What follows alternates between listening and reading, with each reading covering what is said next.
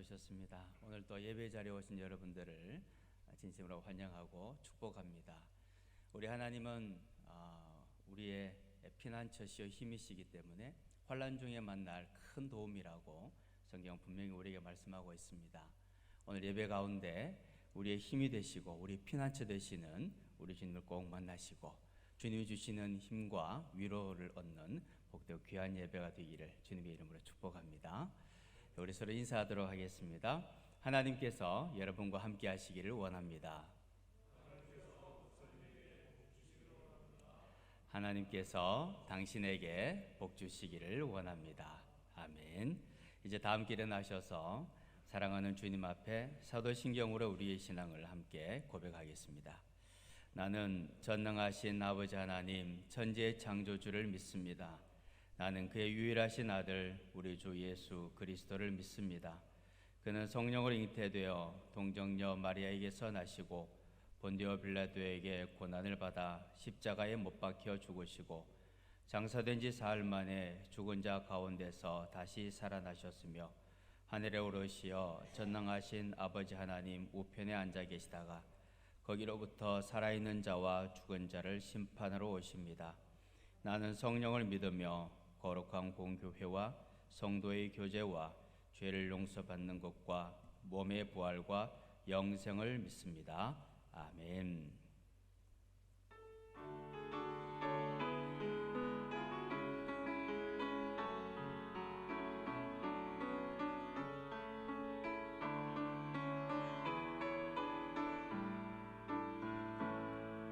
예수 우리들의 밝은 빛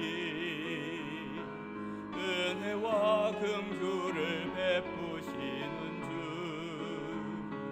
의의 길을 따라가는 주의 자녀들에게 항상 밝은 빛을 비추시네. 그는 구원의 주 하나님 공의로 세상을 다스리시네.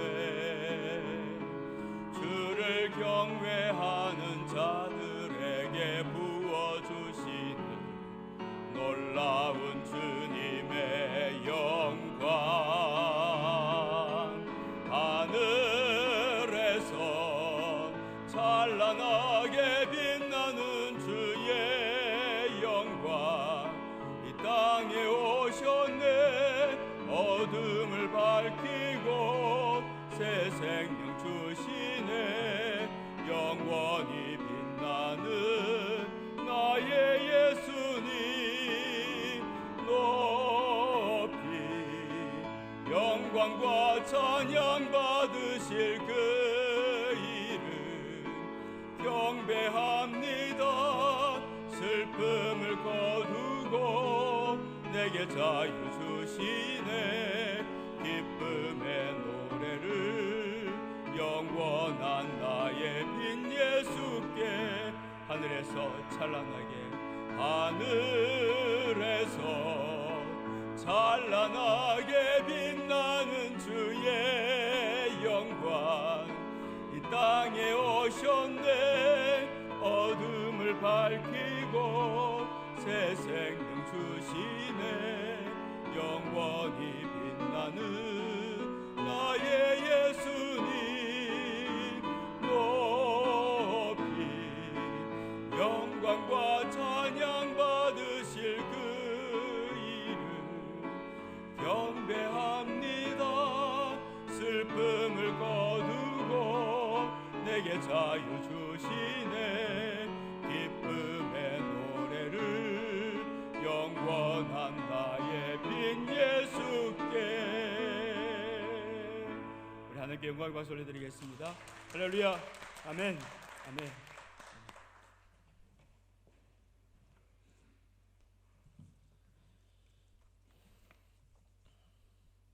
사랑과 은혜가 충만하신 하나님 아버지 주님의 은혜를 감사드립니다. 우리 믿음이 연약하여도 우리 예배를 통해 만나주시고 위로받게 하시니 감사를 드립니다. 이 시간 주일 예배를 주님께 온전히 드리고자 하오니 이 예배를 받아주시고 예배와 찬양을 통하여 주님께 영광 돌리며 은혜가 넘치는 시간이 되게 하여 주시옵소서. 사순절 첫 번째 주일로 지킵니다. 주님의 마지막 피 한 방울까지도 쏟아주시며 십자가의 사랑을 우리들에게 가르쳐 주신 그 말씀이 우리 심령의 씨앗이 되어 우리 교회, 가정, 사회, 국가, 온 세상에 빛과 소금이 되는 자녀들이 되게 하시옵소서. 우리를 구원하기 위하여 이 땅에 오셔서 고난을 당하신 주님을 생각합니다. 주님께서 걸어가신 길, 주님의 삶을 본받으며 닮아가는 것, 그것이 경건이라고 배웠습니다. 사순절 기간 동안 우리의 삶 속에서 모든 일에 절제하며 인내하면서 세상의 오락이나 쾌락에 빠지지 않게 하시고 우리 모두가 경건한 마음을 갖도록 도와주시옵소서. 사랑과 은혜의 하나님 아버지, 온 지구촌이 신종 코로나19로 인하여 심히 어려움에 처해 있습니다. 시간이 가면 갈수록 꺾일 기미도 보이지 않은 채 그 어려움과 두려움 속으로 점점 더 깊이 빠져들어가고 있습니다. 하나님 아버지, 이 어려움과 두려움을 아시오니 모든 것 주님께 맡기며 기도합니다. 우리 모두가 하나 되어 부르짖음으로 이 시련을 이기게 하시옵소서. 전 세계적으로 위기 속에 있는 이 모든 일들이 하루빨리 정상으로 돌아올 수 있도록 주님께서 도와주시기를 간절히 바랍니다. 코로나 바이러스 방지와 퇴치를 위해 힘쓰는 정부와 모든 의료진과 방역팀들에게 주님의 위로와 도우심이 함께하여 주시옵소서. 주님, 회복하여 주시기를 간절히 바랍니다. 경건과 절제로 건강한 삶을 살게 하옵시며 창조 질서의 아름다움을 회복하는 교회 되게 하시고 이 어려운 환난을 지나면서 더욱더 견고한 신앙으로 서게 하시옵소서. 그리고 이 자리에서 예배드리는 성도들과 가정에서 함께 예배드리는 성도들에게 한 은혜로 함께하여 주시옵소서. 이 시간 성령께서 함께하실 줄로 믿습니다. 사순절 기간 동안 깨어 기도하며 신실하게 예배하게 하시옵소서. 이 시간 말씀을 선포하시는 이상현 목사님 위에 성령으로 함께하여 주시고 항상 강건하게 지켜주시고 말씀을 증거하실 때 하나님께서 성령의 기름 부음을 부어주시고 하나님의 권능을 덧입혀 주시옵소서. 말씀을 통하여 연약한 자, 낙심한 자, 병든 자, 환난을 당한 자 모두가 새 힘을 얻게 하시고 이 예배에 참여한 모든 성도들이 하나님의 음성을 듣는 귀한 복된 시간 되게 하여 주시옵소서. 담임 목사님을 중심으로 교회를 섬기는 교육자들과 모든 항존직 그리고 섬기는 모든 성도들이 성령 안에 하나 되어 섬김의 본을 보여주게 하시옵소서. 우리의 예배와 찬양 가운데 함께 하시는 우리 주 예수 그리스도의 이름으로 기도드리옵나이다. 아멘.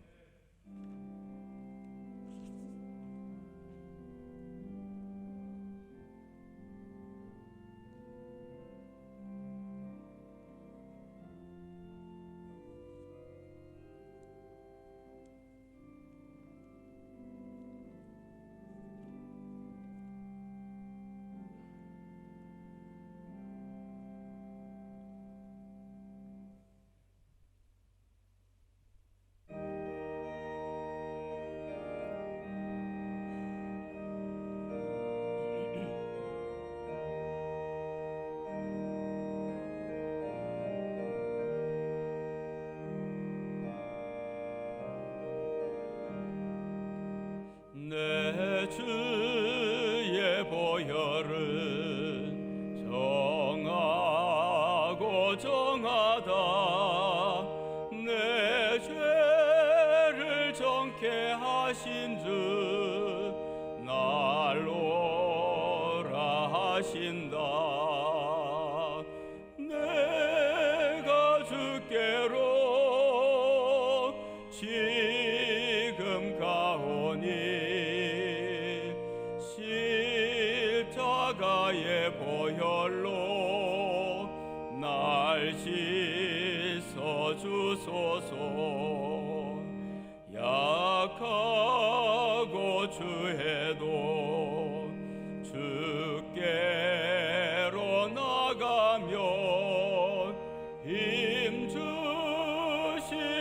내 추함을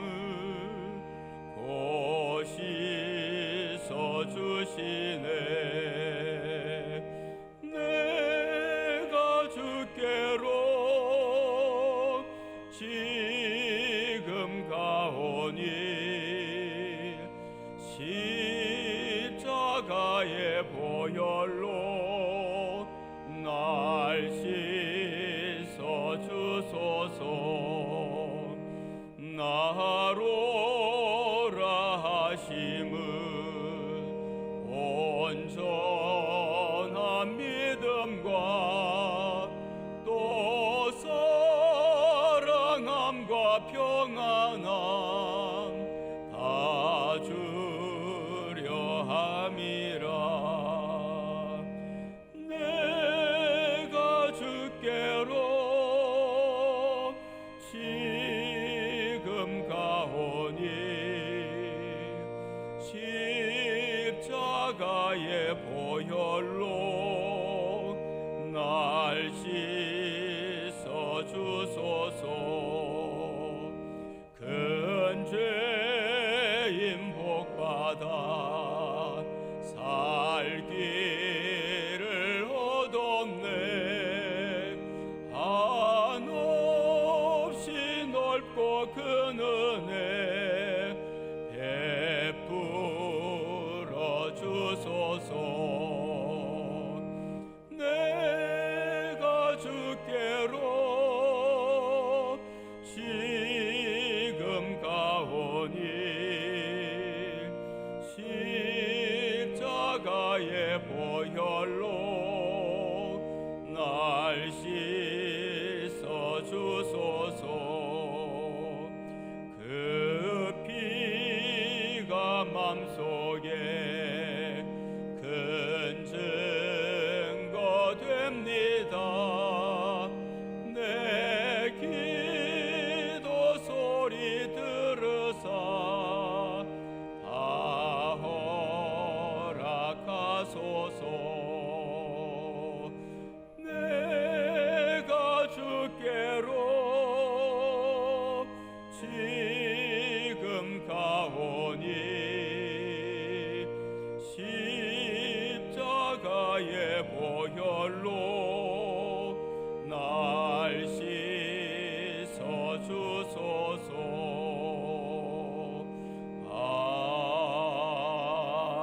아멘.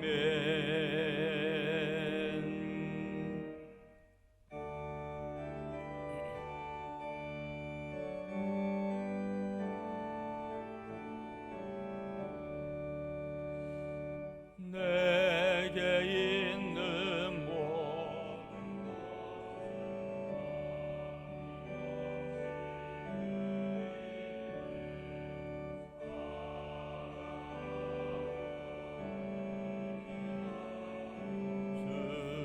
주만 따라 살리라. 주께 드리네. 주께 드리네. 사랑하는 구주 앞에 모두 드리네. 아멘.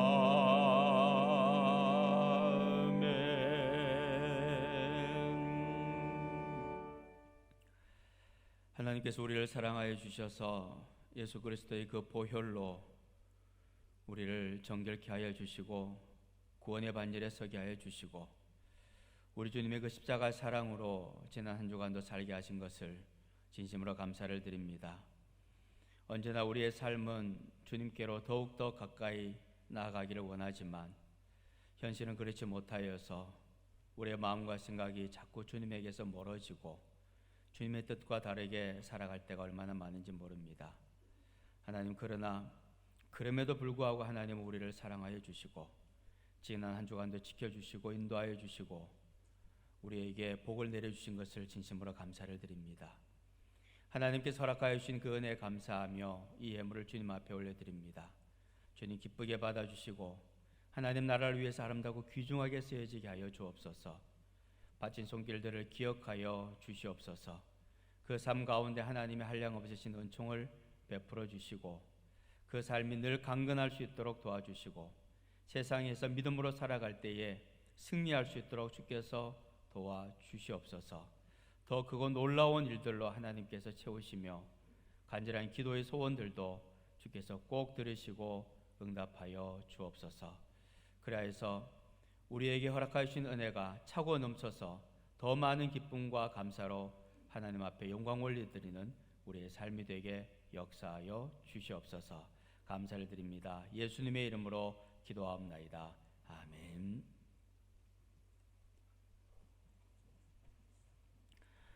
오늘 우리에게 주시는 하나님의 말씀은 마가복음 5장 35절에서 43절까지의 말씀입니다.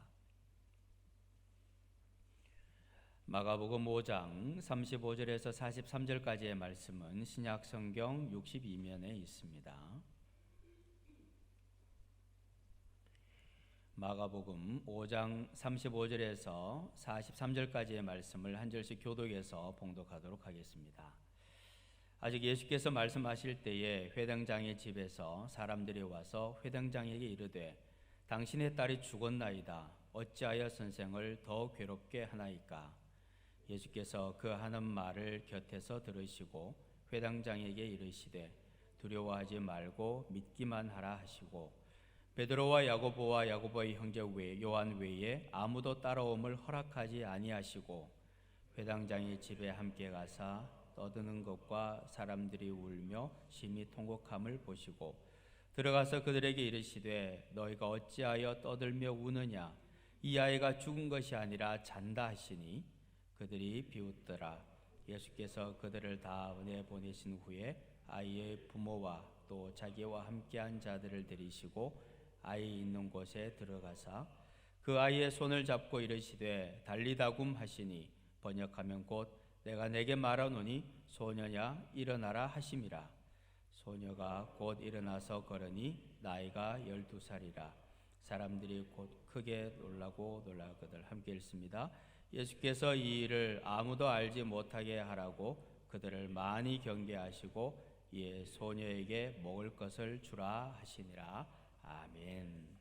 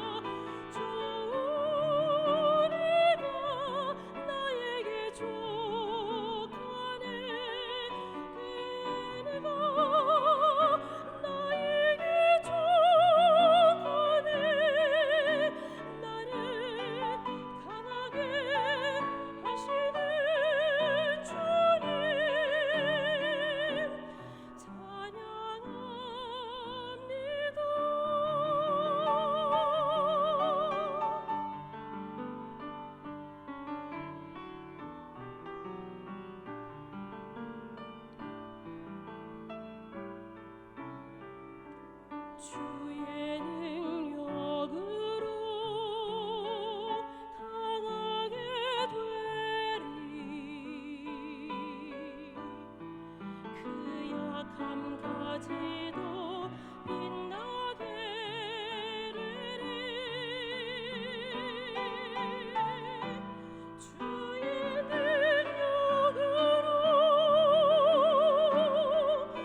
주리가 나에게 주거네 그 은혜가 나에게 주거네 나를 강하게 하시는 주님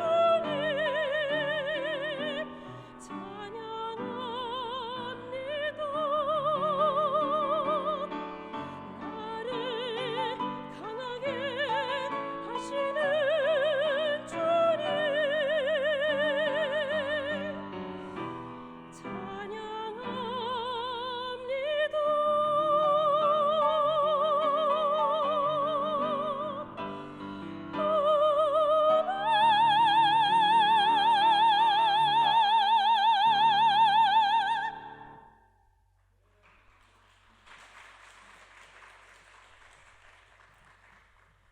우리가 약할 때 우리의 약함을 그냥 내버려 두지 아니하시고 강함 되시는 우리 주님께서 친히 찾아오셔서 하나님의 강하심으로 우리를 세우시고 우리를 일으키시고 우리를 새롭게 하시는 우리의 하나님이신 줄 믿습니다. 아멘. 예, 귀한 찬양 감사합니다. 이스라엘 백성들에게 있어서 이 회당은 아주 중요한 신앙의 원천이라고 할 수 있습니다. 그들은 이 회당에 모여서 예배도 드리고 성경을 낭독하기도 하고 또 율법을 가르치기도 하고 기도도 하였습니다. 그리고 다음 세대를 불러다가 그곳에서 율법을 가르쳐서 신앙이 이어질 수 있도록 또 했죠. 예루살렘에 성전이 있을 때에는 사실 그들에게는 회당은 필요가 없었습니다. 그들은 예루살렘 성전에 함께 모여서 아주 웅장한 예배, 아주 거룩한 예배를 하나님 앞에 드렸었습니다. 그러나 그들이 하나님 앞에 범죄하였고 결국 이제 바벨론에 의해서 이제 예루살렘이 멸망하고 뿐만 아니라 예루살렘 성전도 돌 하나가 돌 위에 남지 않을 만큼 완전히 다 파괴됩니다. 그리고 백성들은 바벨론의 포로가 되어서 끌려가지요. 바벨론의 포로가 되어서 끌려가서 모여 있었던 것이 아니라 이곳저곳으로 다 흩어지게 되었습니다. 그들은 예배를 드릴 수 없었고 성전을 그리워하였습니다. 그러다 그들이 결정한 것이 있는데 그것은 남자 9명이 모이면 회당을 세울 수 있도록 그렇게 결정을 한 겁니다. 한번 생각해 보세요. 그리고는 이제 남자가 9명이 있는 공동체가 생겨서 드디어 이제 회당을 만들었어요. 그리고 그 회당에서 9명이 모여서 하나님 앞에 예배를 드립니다. 그 사람들은 예루살렘 성전에서 그 거룩하고 그 웅장한 예배를 경험을 한 사람들입니다. 그 큰 예배를 경험을 한 사람들이 9명이 모여서 회당에서 예배를 드릴 때에 얼마나 그들은 많은 눈물을 흘렸을까요? 뿐만 아니라 얼마나 자기들의 죄를 정확하게 보고 얼마나 많이 회개를 했을까요? 얼마나 또한 감격이었겠습니까? 우리는 오늘 이 코로나 사태로 인해서 이 모습으로 우리가 예배를 드립니다. 이곳에는 목회자들과 우리 장로님들이 계시고 그리고 가정에서 이제 예배 드리시는 분들은 가족들과 함께 혹은 또 혼자서 이렇게 예배를 드리시게 될 겁니다. 이런 일을 겪으면서 생각이 되는 것은 참 우리는 하나님 앞에서 또 심지어 자연 앞에서도 너무도 무기력한 존재다라는 것을 절감한다는 거죠. 한국교회는 한 번도 경험해 보지 못한 이 일로 인해서 굉장히 큰 충격을 받고 있습니다. 문제는 오늘 이렇게 충격을 받는 것으로 끝나는 것이 아니고 앞으로 이 일이 어떻게 전개될지 우리가 잘 모르고 또한 앞으로 어떻게 해야 될지 그 그림이 정확하게 그려지지 않은 상황 속에 있다는 거죠. 이러한 상황 속에서 우리가 해야 되는 일은 뻔합니다. 그리고 명확합니다. 그것은 기도하는 겁니다. 다른 방법이 없어요. 어떤 방법도 없습니다. 기도하는 방법밖에는 없습니다. 우리가 기도하면서 우리 마음속에 몇 가지 다짐하고 또 준비하고 그리고 하나님 앞에 어떤 모습으로 서야 될지를 좀 몇 가지를 생각해 보려고 합니다. 첫 번째는 하나님을 시험하지 말고 신뢰하십시오 라는 말씀을 드리고 싶습니다. 하나님을 시험하지 말고 신뢰하십시오. 장신대의 박경수 교수님, 역사 교수신데 이런 힘든 상황에서 아주 중요한 글을 한 편 올리셨습니다. 그 내용을 좀 요약해서 좀 설명을 드리고 싶습니다. 유럽에서 이제 흑사병이 돌던 시기가 14세기에서 16세기까지였습니다. 한 번 돌고 끝난 것이 아니었다는 거죠. 그런데 이때가 언젠가 하면 바로 종교개혁이 준비되어지고 또 종교개혁이 일어났던 때입니다. 그런 종교개혁자들은 이 흑사병이 돌 때 어떤 태도를 취했나 하는 것을 좀 정리를 해보았습니다. 두 사람만 좀 보기를 원하는데 첫 번째는 쯔빙글리입니다. 이 쯔빙글리라는 사람은 1519년 1월에 취리라는 곳으로 이제 목회자로 이제 부임을 하게 되었습니다. 그런데 얼마 지나지 않아서 그곳에 흑사병이 발생했습니다. 그 당시 취리의 인구수가 전체가 7,000명이었는데 그 중에 2,000명이 목숨을 잃었다고 합니다. 쯔빙글리의 자녀도 흑사병이 걸려서 죽게 되었고요. 그러나 쯔빙글리는 목회자로서 매일 그 환자들을 찾아가서 그들을 돌보고 사랑하고 간호를 해주었습니다. 그러다가 9월 말경에 자신도 이 흑사병에 걸려서 2달 동안 너무나도 큰 고통 속에 헤매게 됩니다. 정말 기적적으로 그는 살아나게 되는데요. 그때 그가 쓴 병에 걸렸을 때 쓴 시가 있습니다. 이 시를 보면 그가 얼마나 하나님을 의지하고 사랑했는지를 보여줍니다. 제가 좀 읽어드리죠. 주님 나를 도우소서. 나의 힘 나의 반석이시여. 문 밖에서는 죽음이 문 두드리는 소리. 나를 위해 못 박히신 당신의 손을 높이 들어서 죽음을 정복하시고 나를 구원하소서. 그러나 당신의 음성이 내 생애의 한낮인 지금이라도 내 영혼을 부르신다면 나는 순종하겠나이다. 신앙과 소망 안에서 이 땅을 포기하고 천국을 얻고자 하나니 나는 당신의 것이니이다. 사나 죽으나 나는 주님의 것이다 라고 고백을 하고 있는 거죠. 정말 하나님의 은혜로 이 쯔빙글리는 회복이 되었고 이 경험으로 인해서 쯔빙글리는 그가 오직 하나님만을 의지하고 순종하는 이 사건이 아주 결정적인 계기가 되었다고 합니다. 그리고 또 한 사람은 루터인데요. 루터는 1527년에 치명적 흑사병으로부터 도망칠 수 있는가라는 팸플렛을 출판을 합니다. 이 팸플렛을 출판을 한 이유는 흑사병이 덮칠 때 그리스도인들이 그 마을을 떠나는 것, 도망하는 것이 적절한 것인가? 라는 그 질문에 답변을 하기 위해서였습니다. 당시에 사람들은 이 흑사병은 하나님이 내린 형벌이기 때문에 도망가서는 안 된다. 만약에 도망가면 그것은 불신앙이다. 그렇게 주장을 했던 거죠. 루터는 이렇게 이야기를 합니다. 전염병조차도 하나님의 주권 아래에 있는 것은 맞지만 집에 불이 났을 때 하나님의 심판이라며 가만히 있어야 하는가? 물에 빠졌을 때 수영하지 말고 하나님의 심판이라며 익사해야 하는가? 다리가 부러졌을 때에 의사의 도움을 받지 말고 이건 하나님의 심판이라며 저절로 나을 때까지 참고 버텨야 하는가? 그렇다면 배고프고 목마를 때 왜 당신은 먹고 마시는가? 이제 우리는 우리를 악에서 구해주소서라는 주기도문을 암송해서는 안 되는 것인가? 만일 누군가가 불이나 물이나 고통 가운데 있다면 나는 기꺼이 뛰어들어 그를 구할 것이다 라고 이야기를 합니다. 순교를 각오한 사람들이 그 흑사병, 이 전염병이 돌 때 그 마을을 떠나지 않고 그 마을 속으로 들어가서 그 고통을 받는 사람들을 사랑하고 돕고 간호하는 것은 너무나도 훌륭하고 귀한 일이죠. 그러나 루터가 말을 하는 것은 그게 잘못됐다는 것이 아니라 자신들이 그렇게 한다고 해서 모든 사람들에게 이것을 강요하거나 그렇게 하지 않은 사람들은 믿음이 연약한 사람이고 죄인이라고 말을 하는 것은 잘못되었다, 경솔한 태도다라고 지적을 하고 있는 겁니다. 흑사병을 두려워하지 않고 그 안으로 들어가서 간호를 하는 그 사람들이 취한 행동 자체는 너무나도 칭찬받아 마땅하지만 문제는 그들은 약의 사용을 멸시했다는 거죠. 그리고 흑사병에 감염된 사람이나 장소를 피하지 않고 마구잡이로 사용을 하고 만났다는 겁니다. 이렇게 하는 것이 마치 자신들의 강한 믿음을 증명하는 것이다, 그렇게 생각을 하고 말을 했던 거죠. 루터는 이렇게 이야기합니다.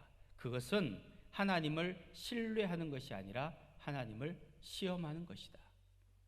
하나님께서 약을 만드셨고 우리에게 그것을 주셔서 또 의사를 세우셨고 공부를 시키셔서 그렇게 훌륭한 의사를 만들어 놓으셨는데 그것을 잘 활용하는 것이 지혜로운 것이지, 그렇지 않고 그냥 강한 믿음을 시험하듯이 그렇게 하는 것은 하나님을 시험하는 것이라는 겁니다.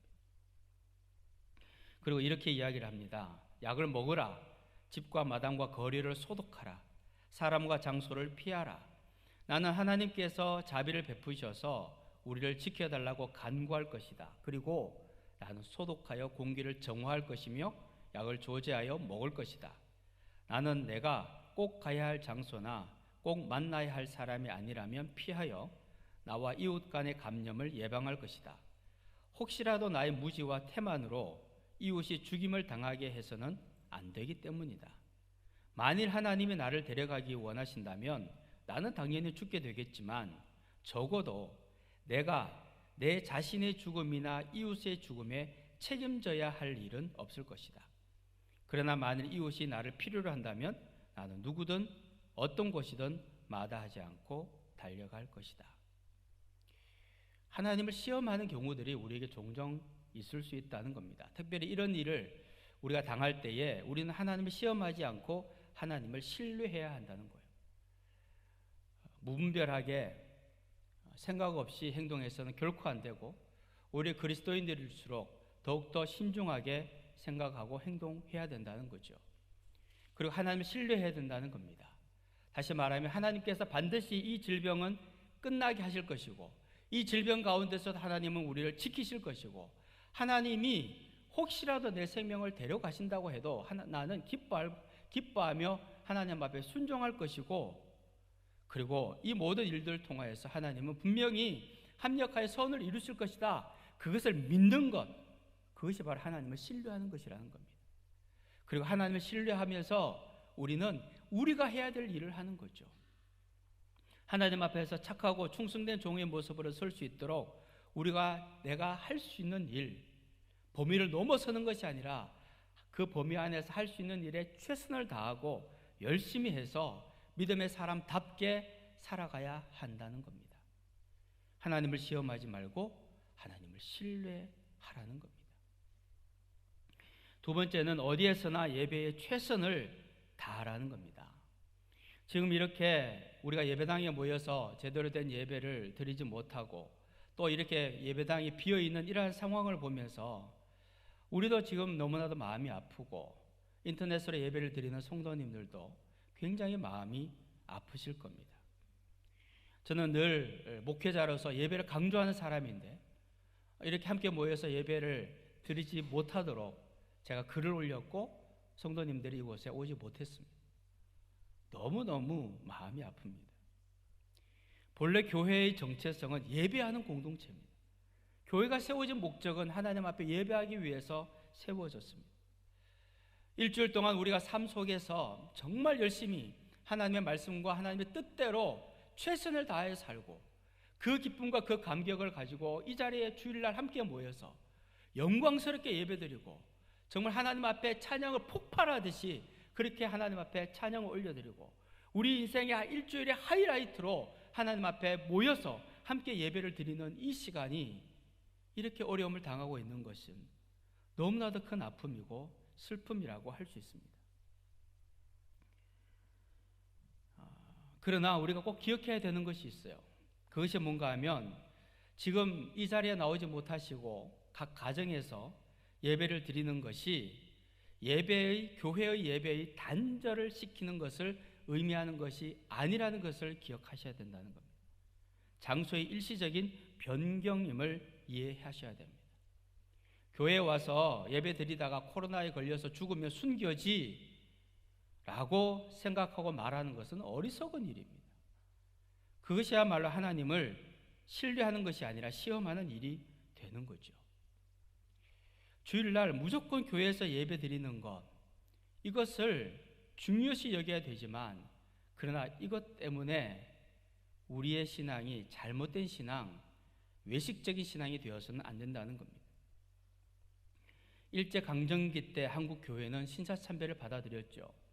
1940년부터 45년 해방이 될 때까지 한국 교회는 예배당에서 예배를 드리고 동시에 그 예배당에서 신사참배를 했습니다. 그러나 신사참배를 반대한 교회는 폐쇄 당했습니다. 그리고 신사참배를 거부하는 사람들은 그 예배당에 와서 예배를 드릴 수가 없었어요. 그리고 자신의 집에서, 가정에서 예배를 드렸습니다. 한 번도 빠지지 않고 예배당에서 예배를 드렸지만 40년에서 45년 그때는 신사참배와 겸하여서 예배를 드렸습니다. 여러분, 그 예배와 신사참배를 거부하면서 가정에서 드렸던 예배와 비교를 한다면 하나님께서 어느 예배를 더 기쁘게 받으셨을까요? 다시 말하면 장소의 문제가 아니라는 겁니다. 비록 가정에서 지금 예배를 드리지만 하나님 앞에 나와서 영과 진리로 하나님 앞에서 우리의 몸과 마음과 뜻과 정성을 다하여 하나님 앞에 예배한다면 하나님은 그것을 귀하게 보신다는 거예요. 기쁘시게 받으신다는 겁니다. 그렇다고 해서 그것을 악용해서 언제까지나 가정에서 인터넷으로 예배 드리는 것은 잘못된 일입니다. 하나님은 교회를 분명히 세우셨고 하나님이 교회를 세우셨고 우리는 교회에 모여서 하나님께 예배하는 것을 사모해야 되는 겁니다. 우리는 언약 공동체예요. 교회, 우리 구성원은 언약 공동체이기 때문에 우리는 반드시 함께 모여서 공동체로 모여서 하나님의 약속의 말씀을 붙잡은 공동체로 함께 모여서 하나님 앞에 예배하는 것이 가장 큰 가치 있는 것이라는 것을 우리가 잊으면 안 됩니다. 우리는 하루속히 다시 모여 감격으로 예배하기를 기도해야 한다는 거죠. 세 번째는 다시 살아나 더 큰 믿음의 사람이 되자라는 겁니다. 오늘 우리가 마가복음 5장의 말씀을 읽었는데 여기에는 이제 회당장 야이로가 나오죠. 그에게는 12살 난 딸이 있었습니다. 병약했던 것 같아요. 그래서 너무 많이 아파서 이제는 거의 죽음 직전 상황까지 이르게 되었습니다.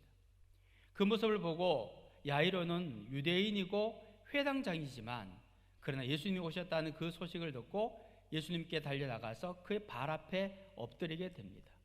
그리고 딸을 살려달라고 요청을 하는 거죠. 예수님은 그 이야기를 들으시고 회당장의 집으로 발걸음을 옮기십니다.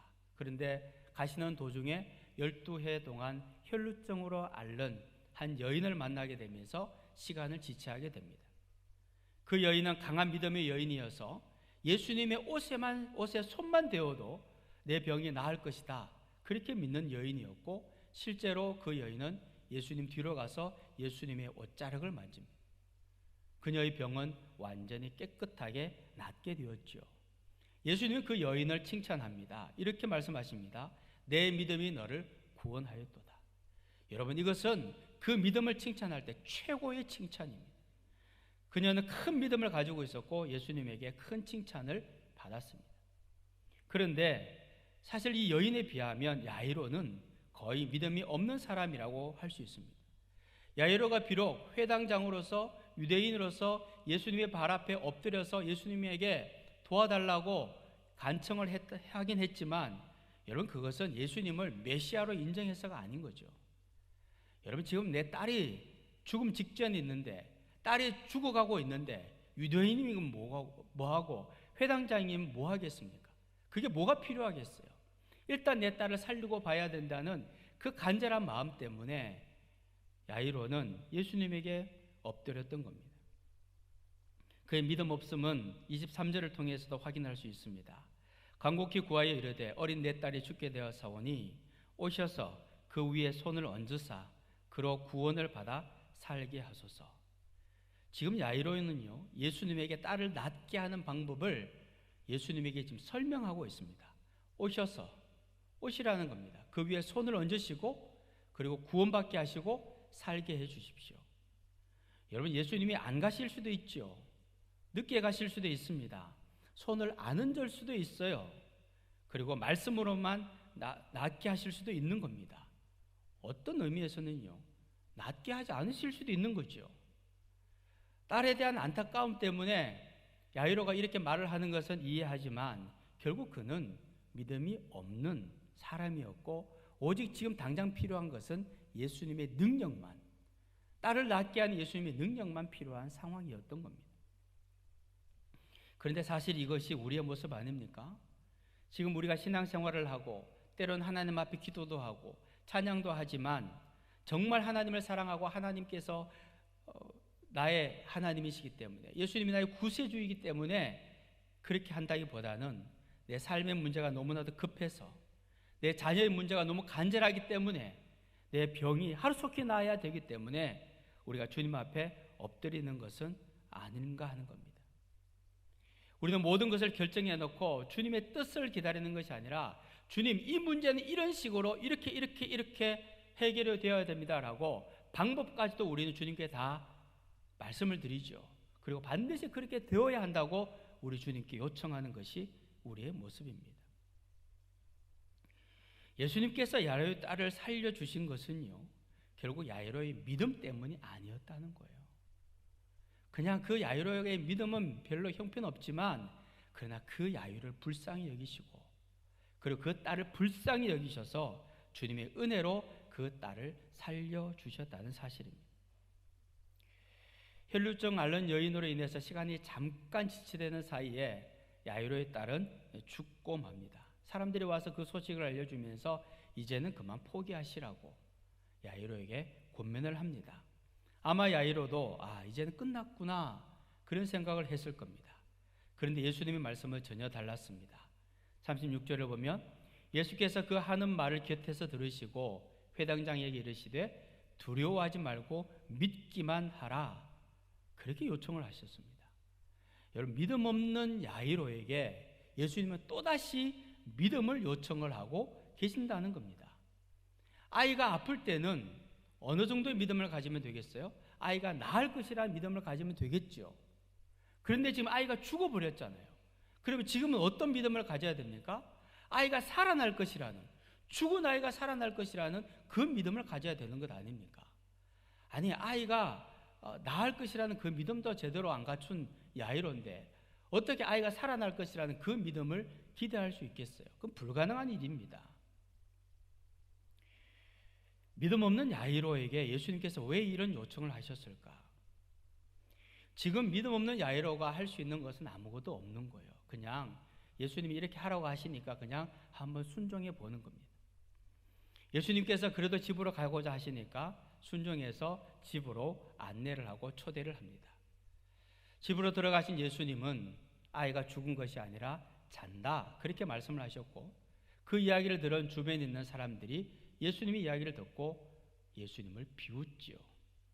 예수님은 3명의 제자와 부모와 함께 그 아이가 죽어 있는, 그 시체가 있는 그 방으로 들어가십니다. 그리고 우리가 잘 아는 대로 마침내 그 아이를 살려내시죠. 예수님께서 그 아이를 살려내실 때 이렇게 말씀을 하십니다. 달리다 쿰이라고 말씀하십니다. 달리다라는 것은 소녀를 의미하는 것이고, 쿰이라는 말은 일어나라 라는 뜻입니다. 그래서 달리다 쿰 하면 소녀야 일어나라 라는 뜻이 되는 겁니다. 야이로는 예수님께 손을 얹어서 낫게 하기를 원했지만 예수님은 그렇게 하지 않으셨습니다. 예수님은 그 소녀의 손을 잡았을 뿐입니다. 그리고 달리다 쿰이라고 명령을 하셨고, 예수님은 아이를 일으키지 않으셨는데 이 아이가 깨어나서 자기 힘으로 일어나게 됩니다. 그리고 마치 잠에서 깨어나자마자 먹을 것 달라고 요청하는 건강한 아이처럼 뛰어다니는 겁니다. 그러니까 예수님께서 그걸 보고 이 아이에게 먹을 것을 주라, 그렇게 명령을 하시죠. 야이로의 믿음은 정말 아무것도 아니었지만 바로 이 자리에서 야이로의 믿음이 성장을 하는 거예요. 죽은 아이가 살아나는구나. 예수님은 죽은 아이도 살려내시는구나. 예수님이 이런 분이시구나. 예수님이 내가 그동안 기다렸던 메시아구나. 비로소 야이로의 믿음이 성장하게 되었다는 겁니다. 사랑하는 성도 여러분, 우리 주님은요, 우리의 삶 깊숙한 곳으로 들어오시는 분입니다. 비록 그것이 죽음의 냄새가 진동하는 곳이라도 우리 주님은 반드시 우리를 찾아오시는 분이라는 사실입니다. 코로나 바이러스가 있는 이 나라도 우리 주님 외면하지 않으시고 우리 주님은 찾아오시고 이 나라와 이 민족 안에 우리가 거하는 이 땅 가운데 우리 주님은 들어오셔서 함께하고 계십니다. 그리고 회복해 하실 겁니다. 왜 그렇게 하십니까? 우리의 믿음이 훌륭해서 그렇게 하십니까? 아닙니다. 우리의 믿음은 형편없습니다. 우리의 믿음은 야이로의 믿음하고 똑같습니다. 그러나 우리의 믿음이 대단하진 않지만 우리는 부족한 믿음이지만 우리에게 더 큰 믿음을 주시기 위해서 주님은 이 삶의 현장으로 찾아오신다는 겁니다. 더 큰 은혜를 주시기 위해서 주님은 오늘 또 우리에게 찾아오신다는 겁니다. 더 큰 하나님의 영광을 보여주시기 위해서 주님은 우리에게 오신다는 사실입니다. 우리가 지금 이 코로나 바이러스로 인하여서 큰 고난을 당하고 있지만 우리 주님은 바로 이 자리에 주님께서 오심으로 인해서 이 고난을 통하여서 우리의 믿음을 자라나게 하실 것이고 더 큰 은혜를 경험하게 하실 것이고 더 큰 하나님의 영광을 보게 하실 겁니다. 세상은 지금 한국 교회를 향하여서 교회는 죽었다고 이야기합니다. 교회는 이미 죽었다고 이야기합니다. 그러나 우리는 교회가 죽지 않았다고 이야기를 하는데 우리가 교회가 죽지 않았다고 이야기하면 세상 사람들은 우리를 비웃습니다. 죽었는데 무슨 소리야. 그러나 우리가 아는 대로 교회는 아직 죽지 않았어요. 예수님도 우리 교회를 바라보시면서 한국 교회를 바라보시면서 죽었다고 말씀하지 않으십니다. 잔다 이렇게 말씀하고 계시는 거예요. 자는 것도 사실은 문제지요. 그러나 아직 죽지 않은 게 얼마나 다행입니까? 세상은 교회를 향하여서 죽었다고 말을 하지만 우리 주님은 이 땅에 있는 교회에 오셔서 죽은 것이 아니라 잔다라고 말씀하시면서 우리에게 명령하시는 겁니다. 쿰! 일어나라. 더 이상 자지 말고 깨어서 일어나라. 바로 이러한 바이러스 때문에 우리가 고통을 받지만 바로 이러한 사건을 통하여서 너희들 쿰! 일어나라 라고 말씀하고 계시는 겁니다. 한국 교회여 일어나라 말씀하고 계시는 겁니다. 마치 우리가 예배도 제대로 못 드리고 이런 식으로 예배를 드리니까 세상은 볼 때 야 이제 교회가 진짜 제대로 죽어가는구나 생각할지 몰라도 우리 주님이 오시면 잠자는 교회도 깨어서 일어나 뛰며 걸으며 하나님을 찬양하게 될 겁니다. 우리 한 사람 한 사람에게도 우리 주님 오셔서 말씀하십니다. 달리다 쿰! 소녀야 일어나라. 청년이여 일어나라. 교회여 일어나라. 사랑하는 딸이여 일어나라. 내 사랑하는 아들이여 믿음의 자녀여 일어나라. 우리 주님 오셔서 오늘 우리에게 주시는 말씀은 쿰! 이 한마디입니다. 더 이상 자지 말고 다른 사람이 죽었다고 하지만 너희들은 죽은 존재가 아니라 잠자는 존재. 이제는 이러한 일들로 인하여서 영적인 잠에서 깨어나고 쿰! 일어나서 하나님의 말씀을 통하여서 새롭게 되어 변화되어지고 그리고 너희들로 통하여서 내가 하나님의 나라를 이루고 이 모든 어려움을 이기기를 원한다 말씀하시는 그 주님의 명령을 따라서 우리가 살아가야 한다는 겁니다. 우리 주님께서 오늘 이 자리에 오십니다. 우리의 가정에 오셔서 말씀하시고 나에게 오셔서 말씀하고 계세요. 쿰! 일어나라. 그렇게 말씀하신 이유는 우리로 하여금 더 큰 믿음을 우리에게 주시기 위해서입니다.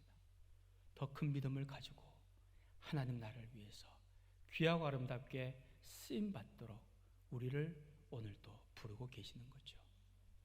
더 이상 한국 교회가 잠자지 않도록 기도해 주십시오.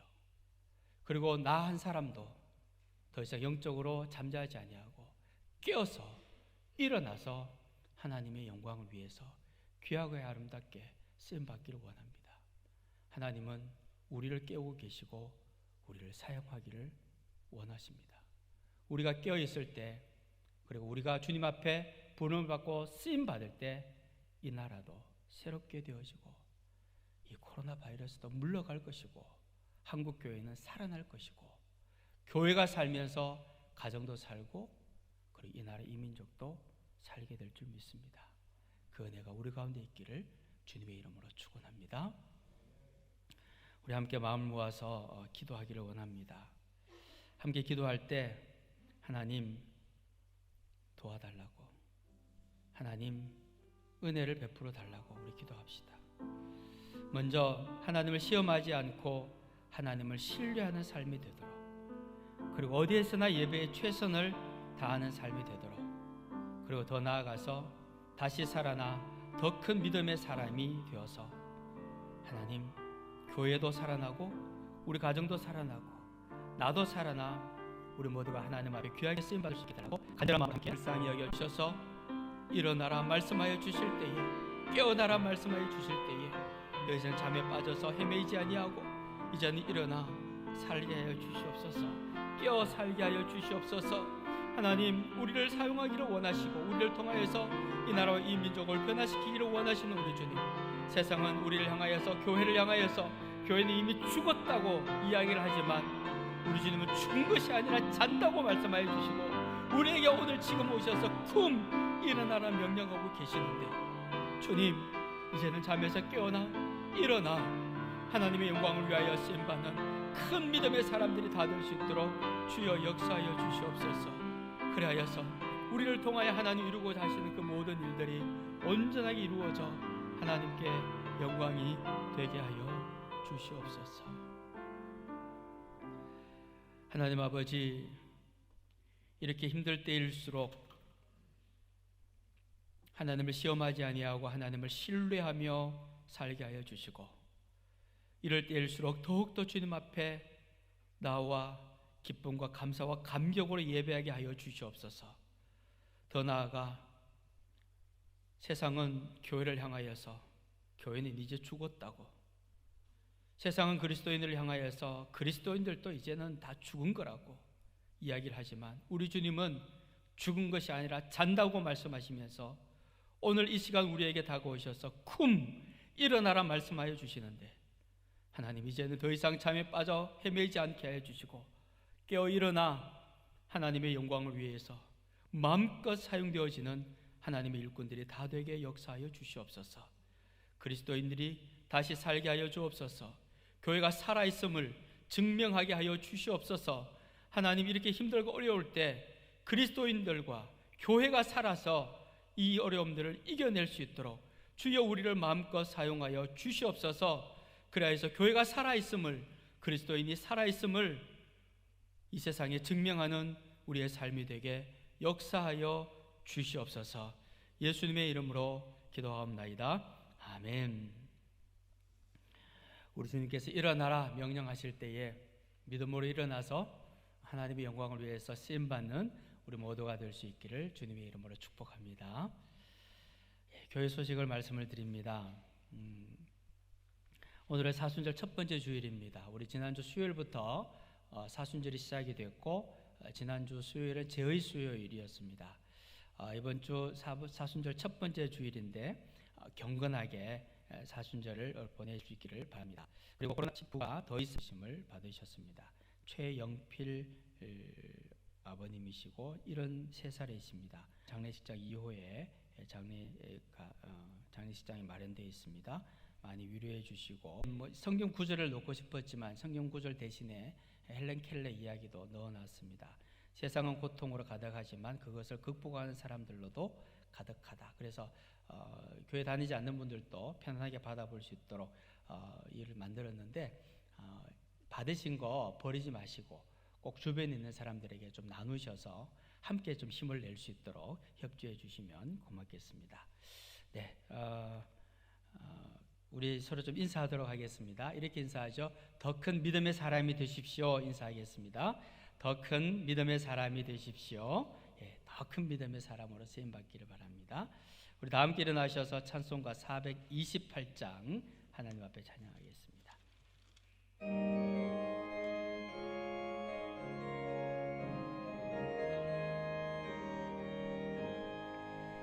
내 영혼의 햇빛 비치니 주 영광 찬란해. 이 세상 어떤 빛보다 이 빛 더 빛나네. 주의 영광 빛난 광채 내게 비춰 주시옵소서. 그 밝은 얼굴 배울 때 나의 영혼 기쁘다. 내 영혼에 노래 있으니 주 찬양합니다. 주 귀를 기울이시사 다 듣고 계시네.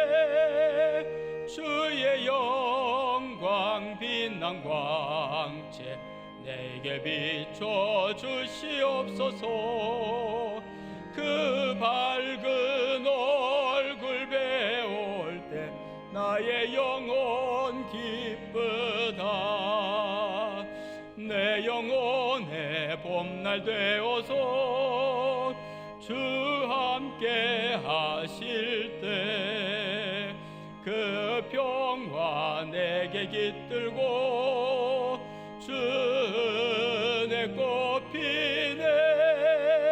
주의 영광 빛난 광채 내게 비춰 주시옵소서. 그 밝은 얼굴 배울 때 나의 영혼 기쁘다. 내 영혼에 희락이 있고 큰 소망 넘치네. 주 예수 복을 주시고 또 내려주시네. 주의 영광 빛난 광채 내게 비춰 주시옵소서. 그 밝은 얼굴 배울 때 나의 영혼 기쁘다. 이제는 우리 주 예수 그리스도의 무한하신 은혜와 우리 하나님 아버지의 그 극진하신 사랑하심과 성령님의 감동, 감화, 충만, 교통하심이 쿰이라고 주님 명령하실 때에 일어나 이제는 잠에서 깨어 더 큰 믿음을 가지고 하나님의 영광을 위하여서 마음껏 쓰임받게 될 사랑하는 주의 백성들 머리 위에와 그 가정 위에, 일하는 일터 위에, 그 앞길과 그 모든 학업 위에, 우리 사랑하는 영주교회 위에, 이 나라 이민족과 열방 가운데 특별히 질병으로 인하여서 고통받고 이 문제를 해결하기 위해서 수고하는 모든 하나님의 사람들 머리 위에 영원토록 함께 없으기를 간절히 축원하옵나이다. 아멘.